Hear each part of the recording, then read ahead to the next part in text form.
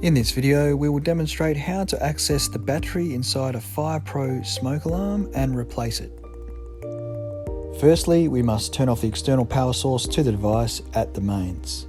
This is usually the switch for the lights.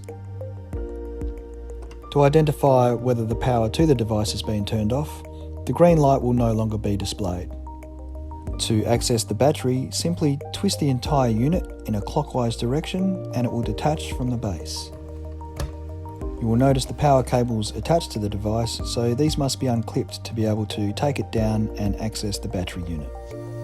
For the sake of clearly demonstrating the unclipping process, I'm using a spare device that is not wired into the ceiling.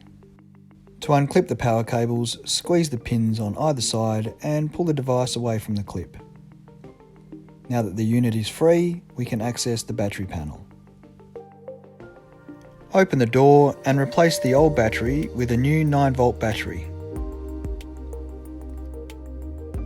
Be sure to match the battery terminals correctly, then close the door back up. We can now reattach the power clip to the device and test whether the new battery is working. To test it, press on the oval-shaped test button and it should beep several times to indicate it is working. We can now secure the device back onto the base by matching up the slots and locking it in by turning it anti-clockwise.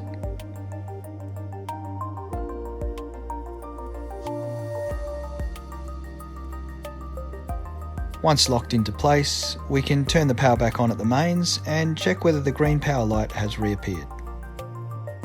Even though these smoke alarms are powered by an external power source, the battery ensures they are working even if there is a power outage, so it's always important to replace the battery each year.